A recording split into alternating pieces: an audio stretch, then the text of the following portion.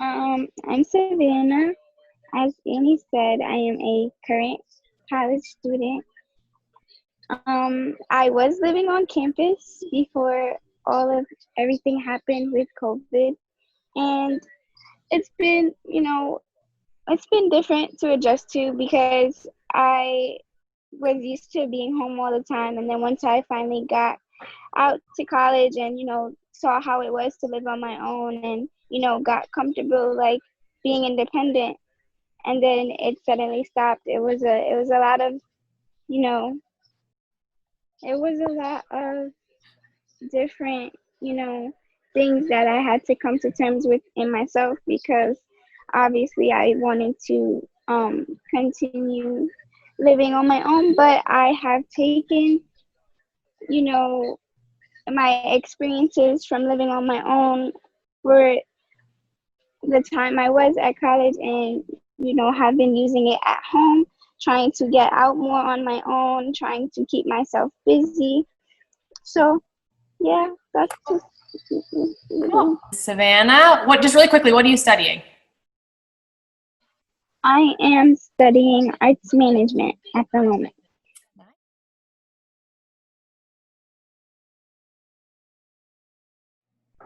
Hi everyone, I'm Tyrese. I currently attend New York University, and I was on campus before COVID-19 hit, and I'm currently still on campus. That's because I live so deep in Brooklyn that it's very difficult for me to move everything from my dorm back home. So it was just better that I stayed stationary on campus. And even while I'm on campus, there are not very many people in my dorm, so I'm like one of 5 people that are here on campus. Wow. So even it's extremely quiet and peaceful, and like I'm in a contained setting, so I know everything is clean, so everything is working out. Good. Okay. Well, Tyrese, what are you studying? Currently I'm an English major with a minor in communications.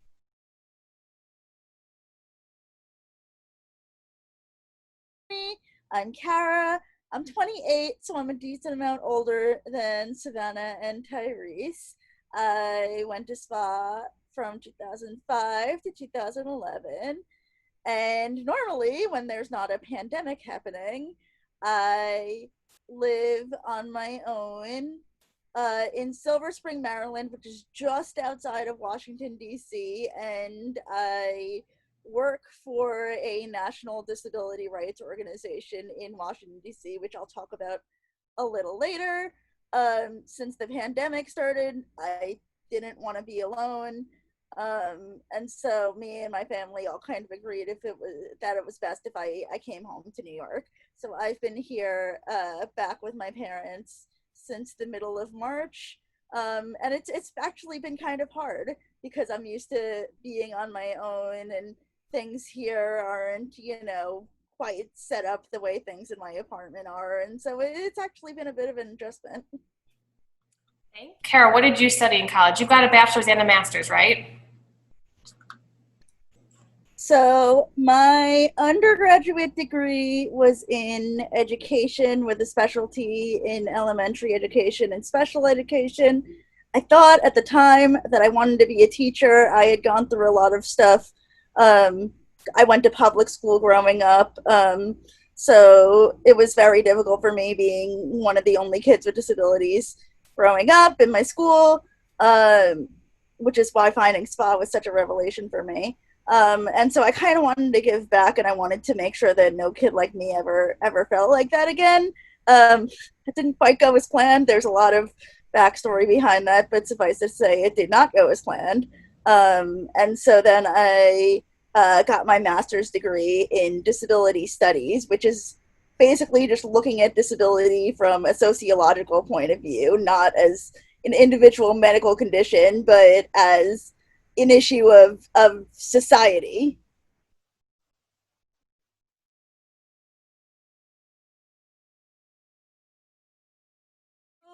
My journey to independent living, first of all, I want to just take the time to say that independent doesn't necessarily mean doing everything on your own. Independent living really means being in control of your life. Most of us are not going to be able to do everything physically on our own. But you can still live independently by, directing your parents or your caregivers, how to best help you, making your own decisions, when to get up, when to go to bed, when to take a shower, things like that. So I don't want people to come away with the impression that independent living means that you have to do everything by yourself, because that's not true. My journey to independent living, I went away to college in Pennsylvania, so that was my first time living on my own, and I'm glad I did, because I think I sort of ironed out a lot of the problems with living on my own in college. I had thought before college that I was pretty independent. I was able to do most things on my own, and then I got to college, and it was like, you're on your own. There's no one to help you. And I was kind of like, oh, wow, I'm not as independent as I thought. So I went away to college. I did that for 3 years. I graduated a year early because I came in with a lot of credits from high school. Then I lived back at home with my parents while I was in grad school. I commuted to the city, to Manhattan. And then after grad school was when I really started looking for jobs, for internships. And I got actually 2 internships the summer of 2016 in Washington, D.C. And I think my parents were a little nervous when I said, I want to go and live in a completely different city for a summer. They were kind of like, oh, really? Oh, okay, we'll support you. So that was a process. I found housing, summer housing on a college campus in DC, and I lived there for a summer. And by the time I left DC, I knew that that was where I wanted to live. For a lot of reasons. I loved the city, and also it was just a lot more accessible than New York. I'm sure you all are aware that affordable, accessible housing in New York is not really a thing. And I don't drive, so having accessible public transportation was very important to me. And the New York City subway is decidedly not very accessible. The DC Metro, their subway system is. So I knew I wanted to live in DC, and so I started applying for jobs, and then I got my job and moved to DC more or less permanently. We'll see where life takes me in January of 2017. So I've been living on my own in DC for about 3.5 years. So that's kind of my journey. You're going to be thinking about it differently, but just, take baby steps, go away to college, or, do an internship for a summer away from your parents. Just, I guess, kind of get started in just little bits and bobs.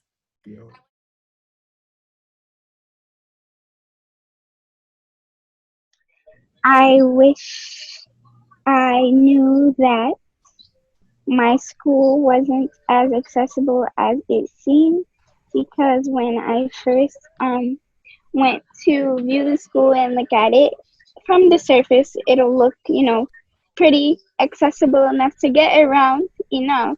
But there's a difference when you're just looking at it from the outside, and then when you actually start living on the campus and like being there every day on a daily basis, because there's a lot more you have to worry about and pay attention to. And it was a task, a challenge. It still is, but I am working through it. So I wish I would have known.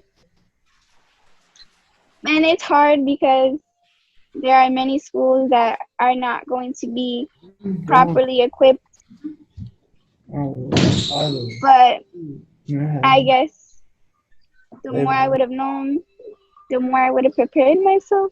So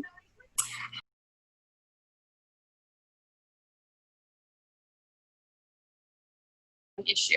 As far as NYU is concerned, there's this thing called the Henry Louis Moulton Center, and that's like the hub for people with disabilities. Uh-huh. So every person at NYU that has a disability gets a disability coordinator, and they're like your mouthpiece while you're on campus. So any issue, whether it's I can't get to a classroom or the professor is not, providing me with the right services I need for my testing accommodations, everything goes through the Moses Center.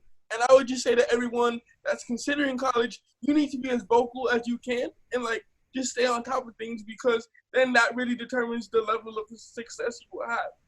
Absolutely.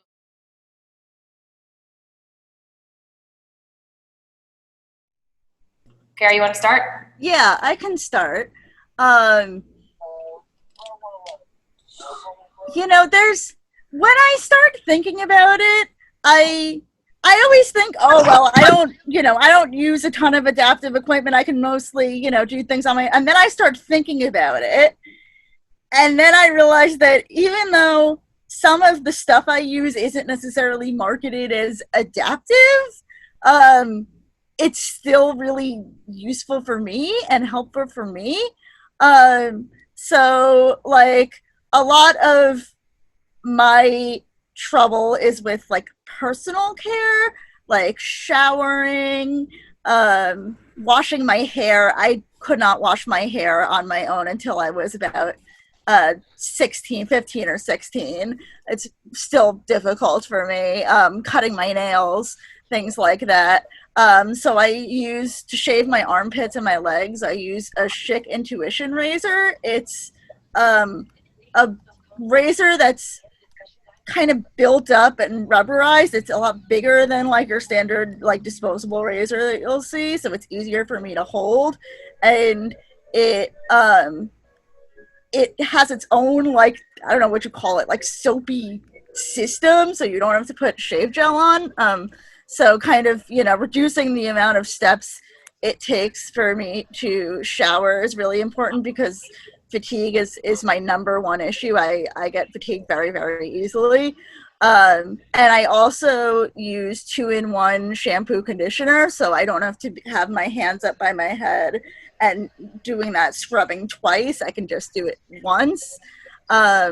So those are, and I do use adaptive nail clippers and a shower chair. So those are my main adaptations, are sort of in the personal care area.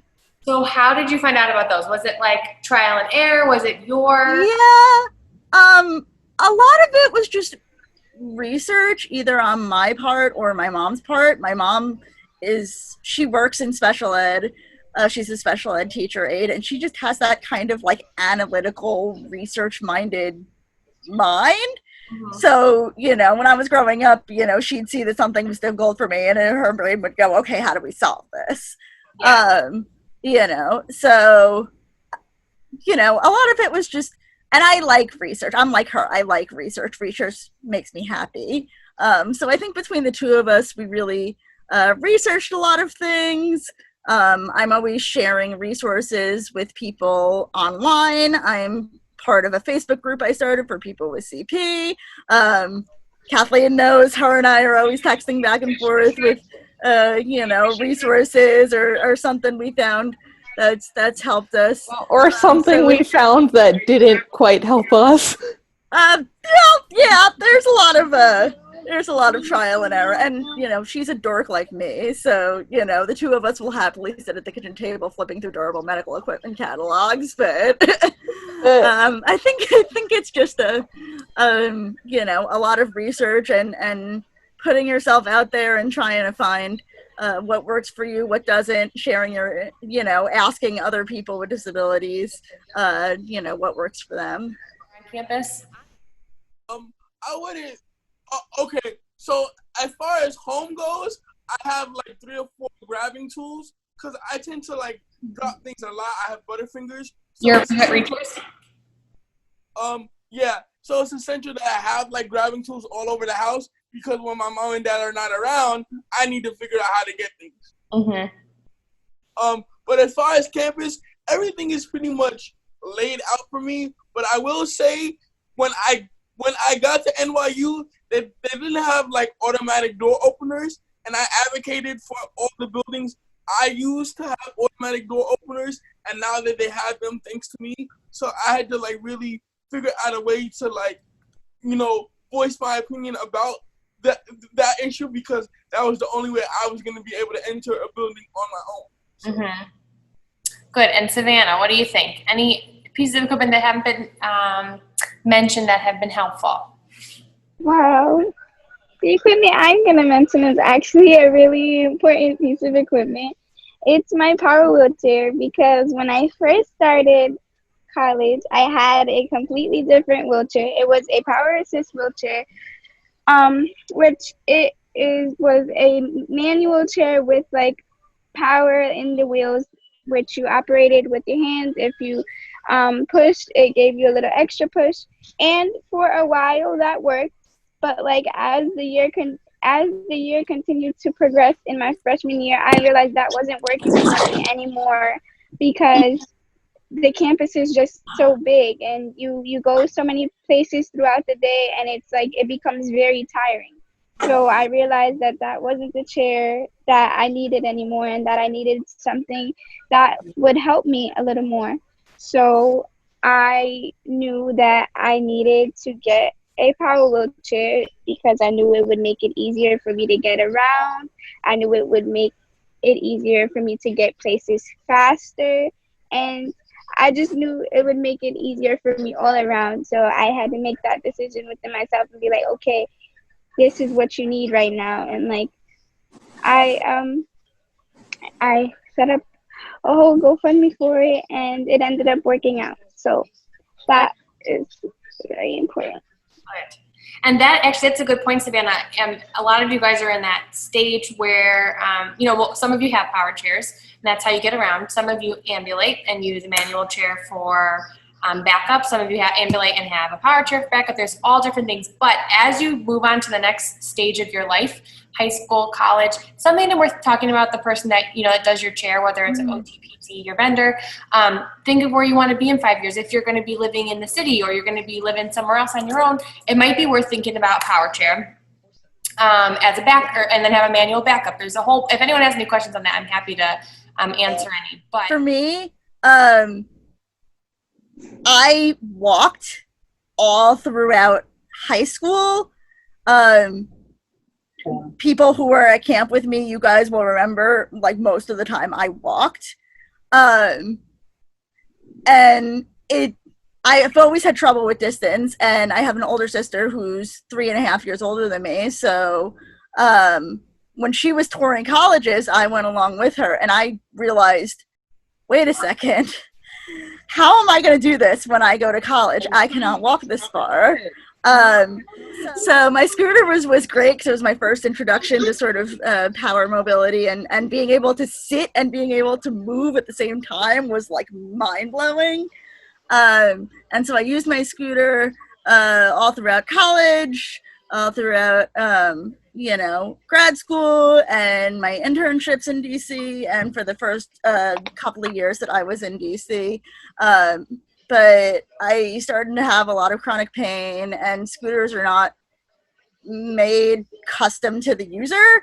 And so I was in my scooter a lot longer throughout the day than I really expected I was going to be, and my mobility was just changing.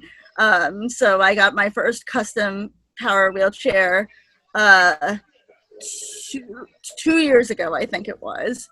And it is the most amazing thing. It's custom to me, and it has all the power features, so I can tilt, I can recline, which is really helpful for my pain. And I still walk around the house. I still walk around my apartment.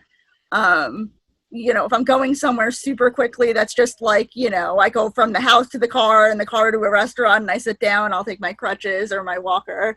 So don't be afraid to mix and match your mobility aids and to introduce new ones as your situation changes. We're ourselves worst critics, and we feel we make a lot of like internal thoughts about everything. So like I feel like if you start off using one piece of equipment and then you decide that you need to move to another one, you may think in your mind that it's a step backwards, but in reality it's a step forward.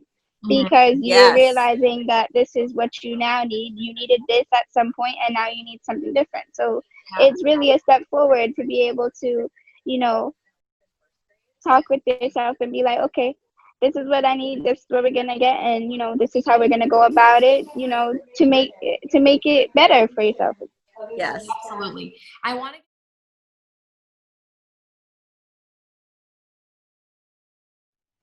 I would say the biggest thing for me is knowing what staff I have and knowing how to effectively communicate with each one, because I communicate with each one differently.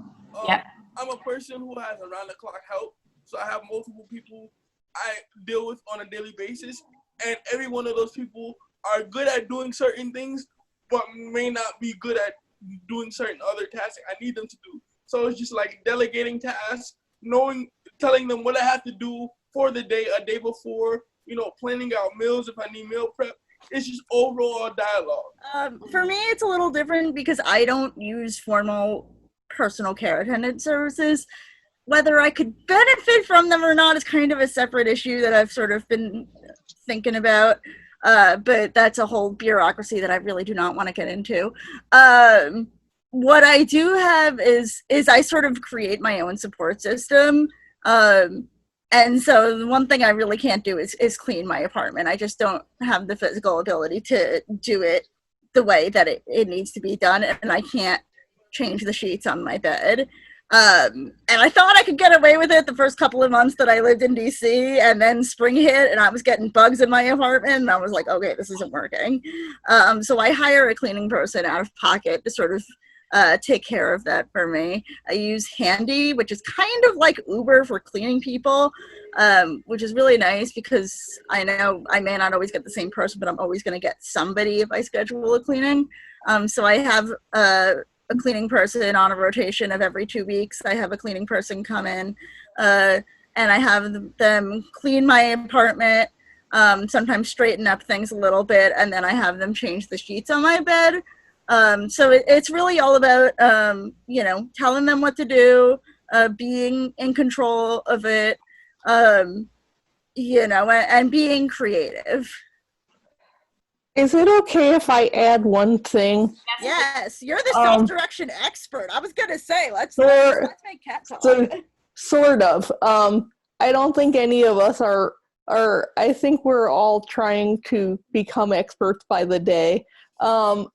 I If you're dealing with somebody you've hired in a formal way, like a paid situation, I find that it's easiest to be really, really direct upfront about what it is that you do and do not want. When I was at school, and now I've taken to writing out some expectations on a piece of paper and having them sign it.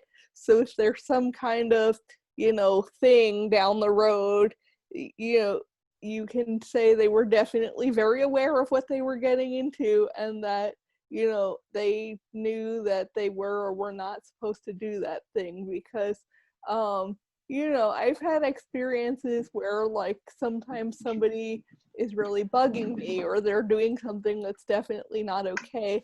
But the thing is, if it's just a little thing that's annoying you, they really have no way of knowing unless you tell them. So I find it easier to just, like, lay it all out when you first hire them, and to also be really direct in your ads about what the expectations are. Because sometimes people that I went to school with would write really vague ads, thinking that would make it easier to find people. But then they would get people that didn't realize they were going to be doing so much personal care. They thought they were going to be just chilling and, taking your shoes off.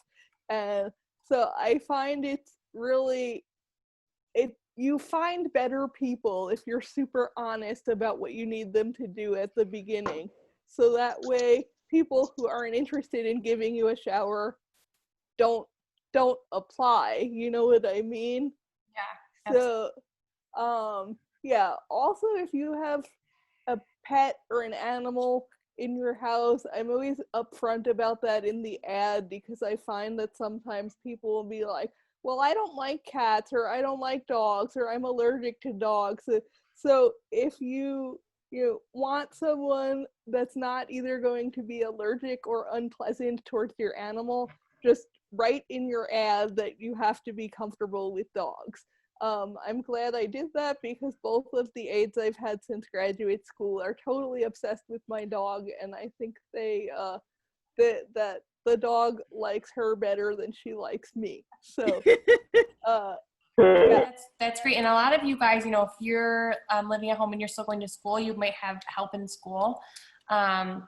Different because, sometimes you don't pick those aides. But I think one thing that you guys can do is being upfront and honest and direct about, what your needs are. If there's something that you really need to be done in a certain way, make sure you're being honest about that kind of stuff.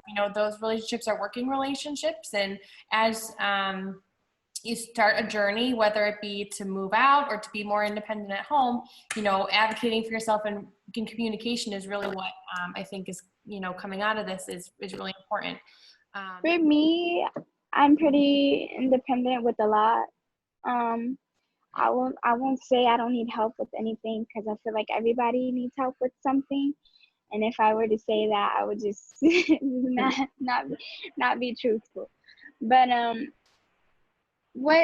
while I'm in college, normally what I do have help with is something that's a little bit more difficult for me because it takes more time and it takes a lot of work, is doing my laundry. So normally my dad would come every 2 weeks and every 2 weeks and get my laundry and do it for me and bring it back.